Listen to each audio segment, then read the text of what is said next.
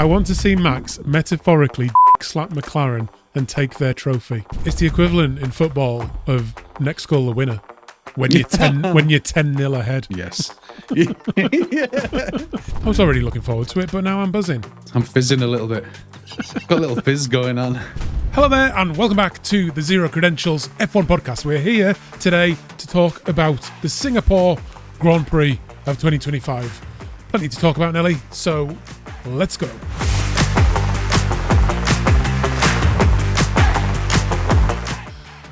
Yeah, it's a week off, hasn't it? Been a week off. Yeah. I miss it. Do you? Yeah, I do. I have to say so. But to be fair, I probably needed that week off because quite foolishly we invited some negative comments and to nourish us. So I've been having a bit of a cry, I'll be honest. Also we're living in some people's head rent free, so that's always a bonus as well.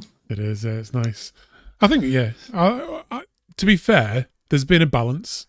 Yeah, there's been some good stuff and really nice comments as well. Thanks to everyone who takes the time. It is appreciated. Yeah, I'd love it if you subscribed though. If you've been watching, if you've watched a few times now, you owe us a subscription. I think. Yeah, it's the do the right thing. Why wouldn't you do it? Either subscribe or leave a really harsh comment. Either one of those nourishes us, doesn't it? Yeah. But you have to press a certain button on the screen. It's not the hardest thing to do. Which button is it? Tell me which one. Is it it's not the bell, that's a reminder one. Is it the big thumb? Do the big thumb. That's a good one. It's the what's the symbol for subscribe? I don't know. I don't know if there's one. Anyway, should we talk about some F1? Let's do it. Like I said, I've missed it. I've missed and you. It's hot.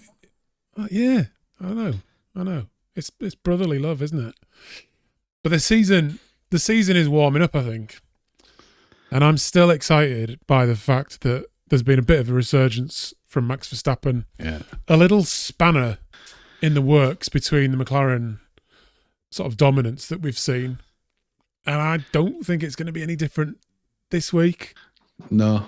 I try to keep down in my Max in my estimations. I always try and keep him in the top 5 because I try not to be so foolish. But yeah, he's been absolutely incredible the past couple of races. And let's see if we've had 2 low downforce tracks. Let's see if he can maintain anything which is much more of a high downforce track with it being a street circuit. But you can't write him off. On his day, in any machine, he can beat anyone. It's very true. I get the suspicion that they're onto something with him, Red Bull, at the moment. I feel we'll see our predictions in a little while. But on one of the nice comments we got this week was when we were basically running out of superlatives for Max on the last video, and then someone commented saying something along the lines of, to add to that, did you see this weekend just gone? He's then gone and won the GT3 race at the Nürburgring, just in his spare time, just for shits and giggles, just for kicks. What are you doing this weekend, Max? I'm just gonna absolutely dominate a sport completely different from my own, but I'm a great driver, and I'll probably be a great driver in this as well. But this is just how the guy winds down by embarrassing everyone else. Because he'd had to jump through a few hoops, hadn't he, to get his license to be able to race at Nürburgring. But did you see that he qualified in 3rd for the race, and then by turn 1 he was in the lead? He'd had it done in turn 1. Yeah. And then he drove a minute down the road. Can you imagine the guys who spend their entire career doing this? Like, this is all they do, and seeing him just run off. Apparently, the guy that was in 2nd, he's like about 50 years old or something, and he's been racing around the Nürburgring literally all his life. To be fair to him, though, they interviewed him afterwards, and they said, "What do you think about Max?" And he's like, "Well, I'm not surprised. He's the best driver in the world." Yeah. But he drove a minute. He drove a minute down the road on his stint, and then his stint was finished, so he swapped over to his teammate, who was good enough to hold on to Max's lead. Yeah, to finish 25 seconds ahead. So won his very first GT3 race. It says everything about the guy, and Yeah, I'm delighted that he can go off and do those things because contractually that wouldn't have been easy for him. I know he had to get his license and stuff, but he probably had to indemnify Red Bull against if he got hurt or injured or damaged, and that would have been tens of millions of pounds to say, well, I can't race for you for the rest of this season or next season, or I'm spending the rest of most of my adult life in a wheelchair. I'm pretty sure they would have wanted some compensation for that. So. But he's got total fuck you money now, hasn't he? Yeah, exactly. Yeah. But what also made me chuckle is that, do you think it's a coincidence that he's just started doing that the second Christian Horner's gone? Well, yeah. When you're talking about contractual obligations and stuff, yeah. Because he's in control of the team. He might as well be the team principal the way it's going at the moment. Yeah. Do you think there's been a deal done already, which has led to him not going to Mercedes? Absolutely. Max, you can do whatever you want, whenever you want, for how much ever you want, as long as you still continue to drive for our car. And you know what? Fair play to him. But I mean, I was crying tears for Christian Horner just getting an £80 million settlement. Is that what it was? It would have been over £100 million settlement. But he asked them to waive a few clauses about him getting back into the F1 paddock. So really? he dropped tens of millions of pounds for an opportunity, potentially, to drop the non-compete clause, essentially.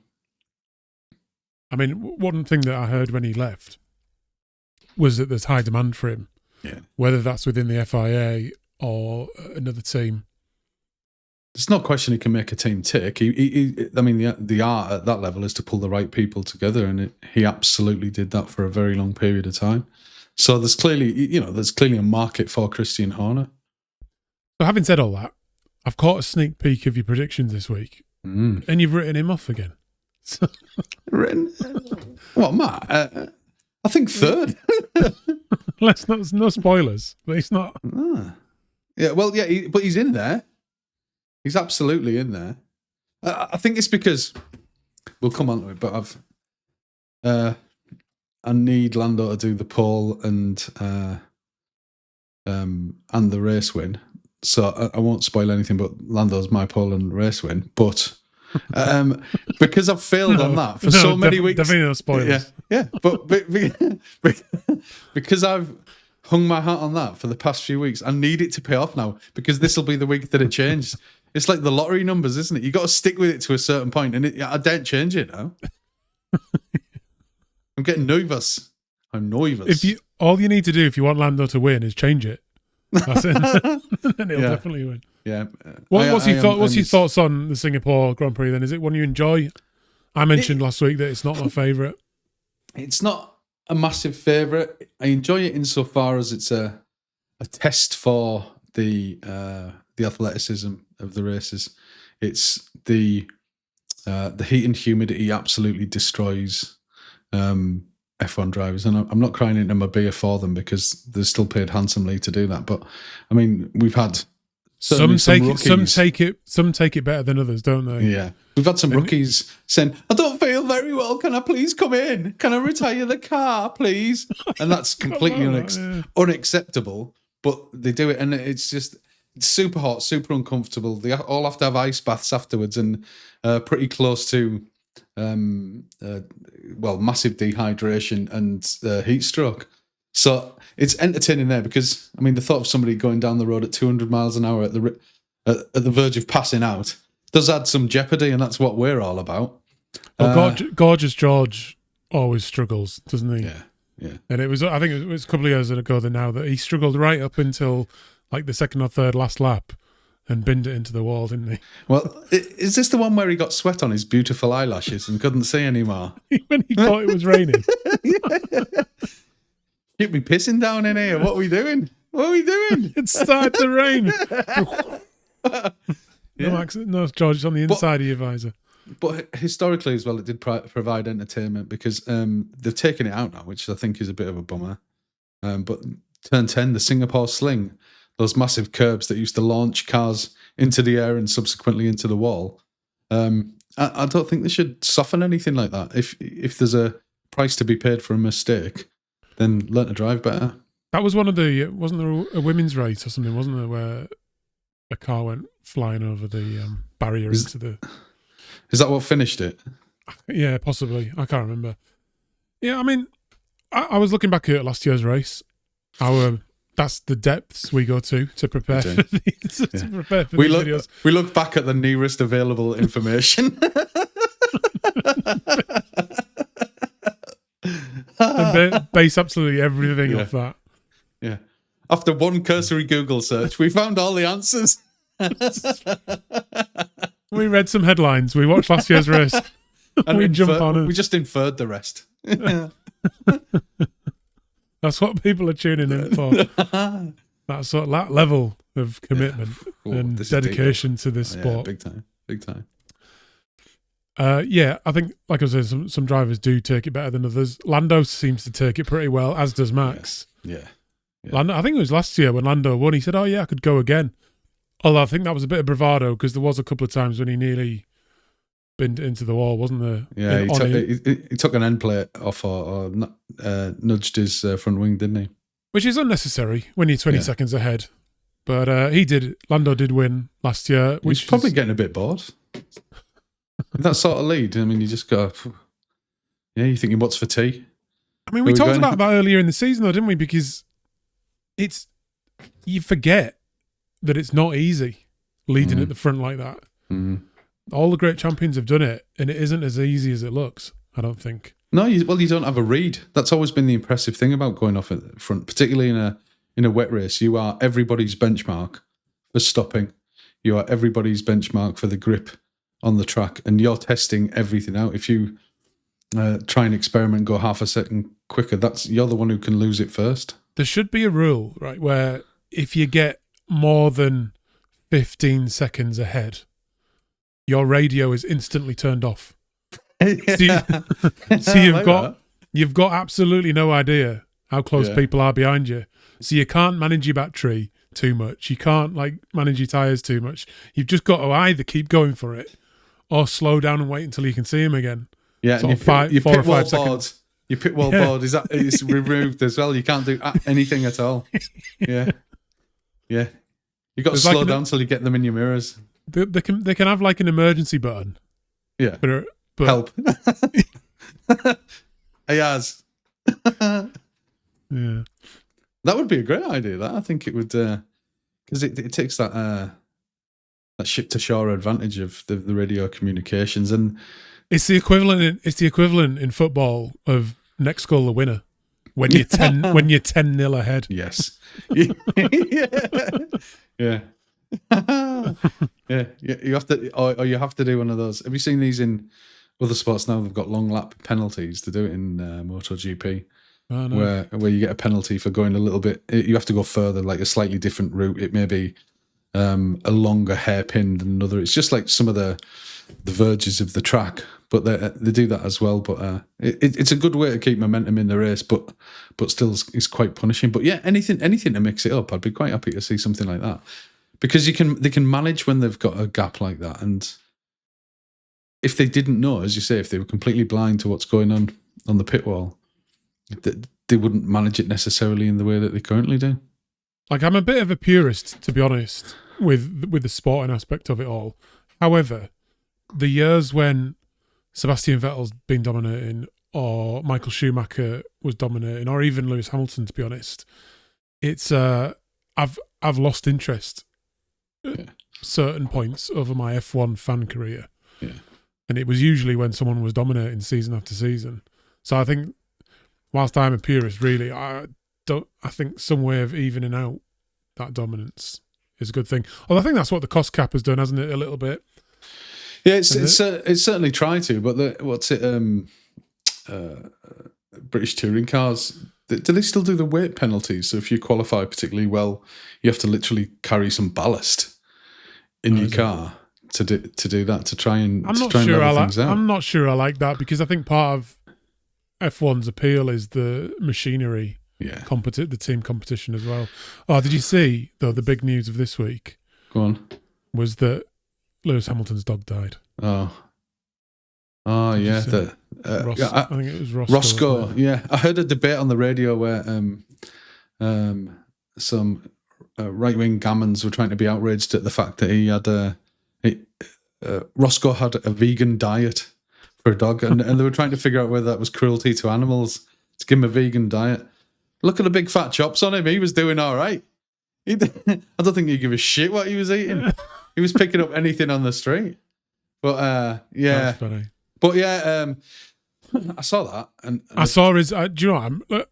I'm a massive Lewis Hamilton fan, but I saw his post and I was like, oh my god! yeah. Like I struggle when people get all whiny because their pet has died. Yeah, I find that. But the bit that, and I don't want to dwell on this, but the bit that did actually get me, and I thought that's verging on cruelty, was the poor bastard was on life support for 4 days, literally with the tubes and shit hanging out of him. Like, with a absolutely do resuscitate, and you just think that's cruelty by then. They're gone. You know when your animal's gone, and you don't do it. I have some family members I wouldn't give. No, but that's what they life support. That's what they do. When you've got fuck you money, that's what you can do. Well, yeah, that's true. No one else can afford to do that. Yeah. Like you're just putting your pet down at the first sign of trouble, aren't you? Usually. So. I reckon he hasn't put him down. He's just got him cryogened. He's which is where Lewis is going to go. I'll meet you in 50 years' time when science catches up. I'll see you again, pup. I was half thinking we might somewhere from him or from Team LH see hashtag racing for Roscoe this weekend. Oh, maybe. He's going to bring it. Actually, we should have put Lewis first in our predictions, shouldn't we? Because he's going to be bringing it home for Roscoe. I mean, I am a massive Lewis fanboy, but his off the track antics are alien to me. He dresses like a lunatic. I mean, I'm not fashionista by any manner of means. But it's literally like diving into the lost luggage compartment of an airport to see what random shite you can come up with. But you want to be that's high fashion. Be careful though, because if this podcast takes off, you may, and you become a big deal. Actually, bigger than you are now. You are a big deal. Then who knows what's going to happen with your clothing? You're going to be rocking like orange polka dot joggers. Well, some sort of mullet. Well, I don't mind having egg on my face when I'm wearing an outfit that has egg on my face. But because I'll have fuck you money supposedly at that time. Yeah. So yeah, and so what if I end up dressing like a prick? I'll happily do it if the circumstances dictate that. And someone will show a clip of this, and while shouting at the clip saying, "Boys don't wear princess dresses." That's yeah, quite right. No, I respected that part of it, but yeah. Shall we talk a bit more about Formula One? Let's do that. Let's have a look at the current state of our prediction competition, because it's looking pretty ugly. You and I have not scored points for the last 3 weeks, whilst we've seen Whites go through. Through goes Whites into P1, and he's stayed there. That guy knows how to lead from the front. I mean, that's a meaty lead. I mean, I'll be struggling to still be on the board by the end of the season at this stage, the way I used to are going. The thing is, you need a big weekend. I do. You need a big weekend. Let's have a look at... I'll go with mine first. Yeah, go on. I'm going for... Actually, I need to bring it up because I've got a terrible memory, but I know I went for Lando on pole because last year was impressive. I still think he's fast. I still think he's got pace. And I think he's going to pop it on pole this week. He kind of needs to. I think he needs a little bit of a resurgence. Then I've gone for Max Verstappen. I think Max will qualify in second. I think he'll be in the lead by turn 1. Yeah. That is my prediction. How does he get it back then? How does Lando get it back? Undercut, overcut? Oh. He doesn't. I've got Max for the win. Oh.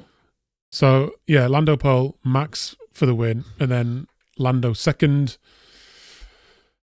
And after my sort of ringing endorsement for George Russell last week and saying how impressive he was, I'm putting him in third.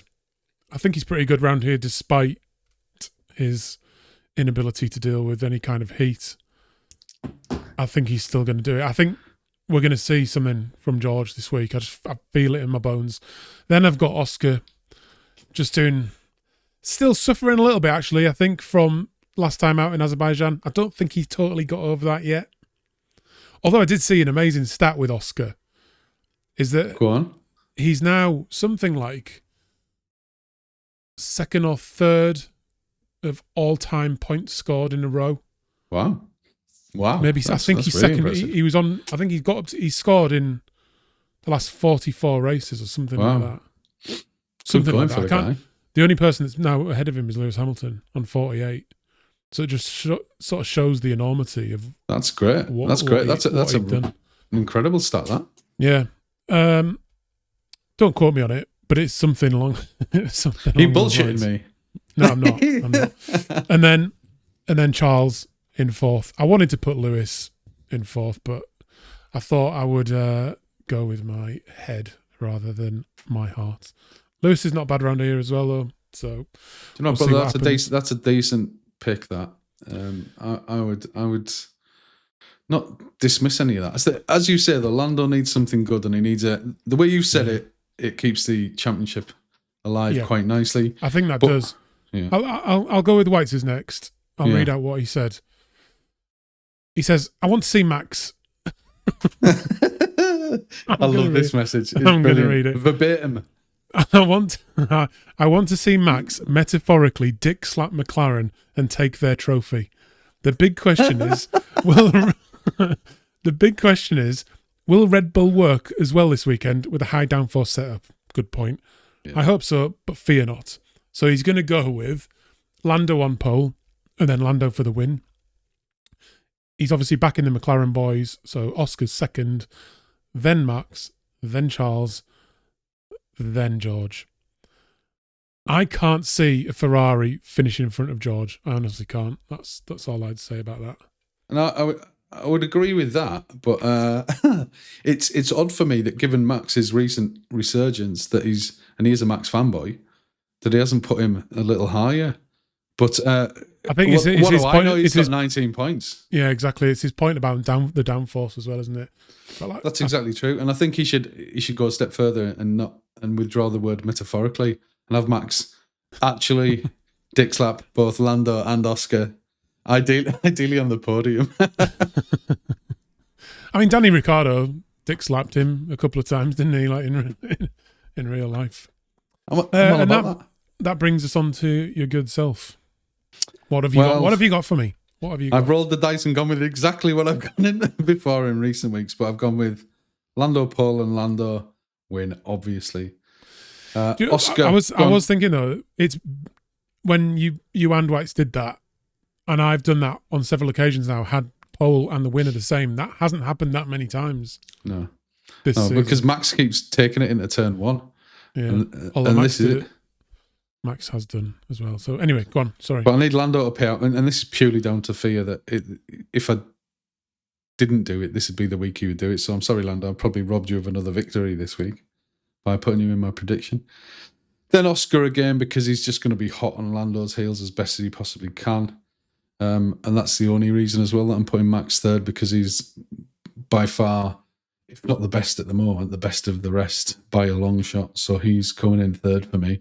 Only because I want to see the McLaren fight keep going. And then George, because just wow, what he's doing with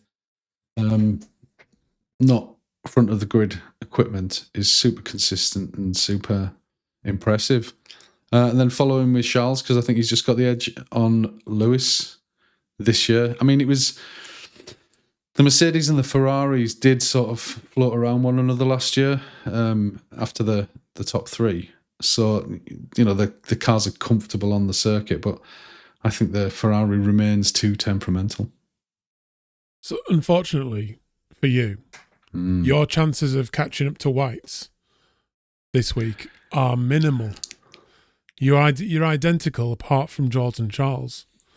So you're either going to catch him up by 1 point or lose another point. Exactly. This is his tactic now, though. He's sitting on his lead. He's parking the bus.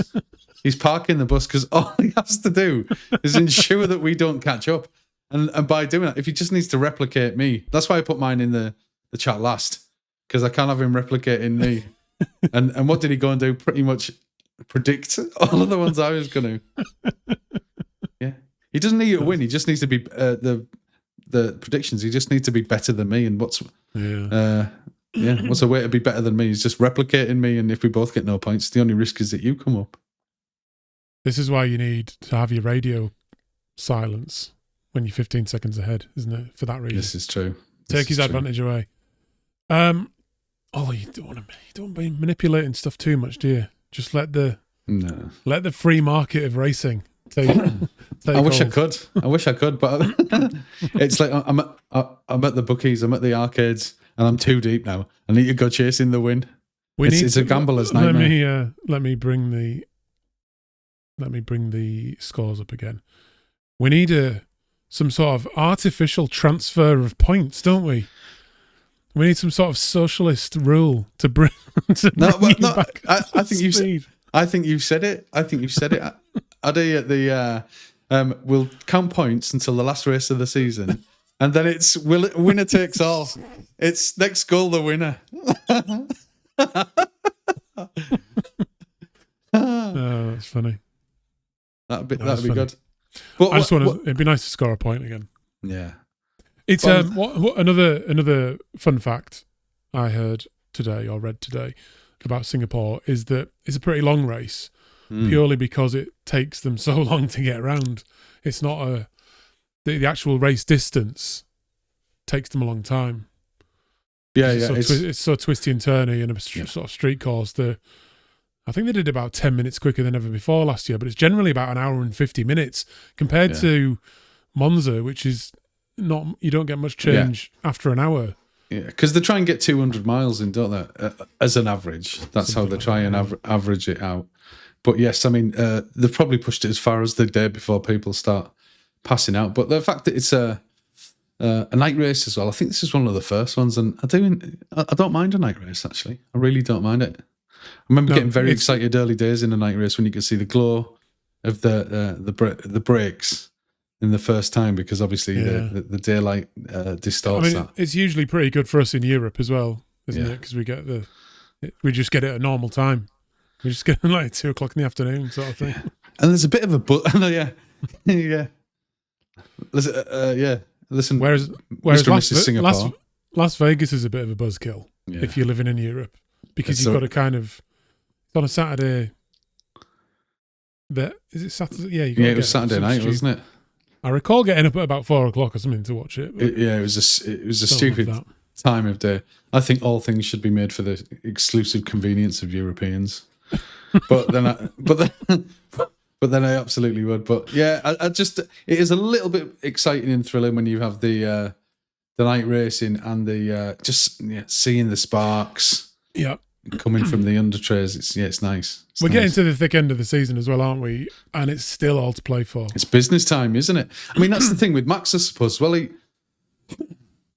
he can have a major influence in terms of dictating or starting to spoil some of McLaren's season. Because if he gets between some of them, it makes their life extremely hard to do that. But also, it's not impossible with the type of pace he's shown at the minute that he could really push towards at least second, maybe. He a couple of DNFs, and he's going to make them think that there's a third horse in this race. I'm pretty sure he's not given up on winning it yet. No, he's not built that way. McLaren can seal the deal this week. They missed out on that in Azerbaijan last time round. Yeah. They can seal the deal. I think they need 13 or 14 points, and then they've won it. So that probably will happen this weekend. So we've got that to look forward to. McLaren are undoubtedly my favourite team. Always have been. I like to see Williams up there as well. Actually, mentioning Williams, have you got any wild cards this week? This weekend? Well, I'll give you one of mine first. I think Alonso's going to do something. All right, okay. I think that Aston Martin is still decent in the. There's some potential in the high downforce tracks. It seems to be doing better. Yeah, there's some potential in that car. Yeah, my sort of best of the rest. I want to see Yuki do something in the Red Bull. I want to see him get close to that top 5, or at least be in the pack, trying to do something. That's just because you're a human being, mate. Yeah, and he's had a torrid time. What a shit time that lad's had. He has, because he was actually one of the ones that, like, you can't not like Yuki in the other stuff, even when he's having a little tantrum. In his he's so small and non-threatening. Yeah, like a pet. Pidgin English accent that he's got. It's just like, you just want to like rub his cheeks as well and go, Yuki, little guy. Yeah, imagine him absolutely kicking off. You just shrug. I enjoyed him on Drive to Survive as well. I think he's a good character, and if this was his last season, I think that'd be a crying shame. I think he's deserved more and done better than that. And it's just kind of, I'm with you on that one. Let's all cheer for Yuki. Let's do that. I haven't got much more than that. No. These are what these videos are about, or this is what these videos are about, is getting a buzz going for the race. We are your race weekend companions, so subscribe to the channel. I'm now buzzing for the race. I was already looking forward to it, but now I'm buzzing. I'm fizzing a little bit. Got a little fizz going on. Fizzing and buzzing. We'll be here for you. Keep talking to us. Keep liking and subscribing and commenting. Do more of that. And then we'll be back with our race review, hopefully a little bit earlier than last week. People were gagging for our race review. I was. We kept them waiting probably a little bit too long. We'll do it hopefully It's cruel. Monday, it's Tuesday. cruel. Yeah. Anyway, we'll see you again very, very soon. Thank you, beautiful people. Goodbye. Goodbye.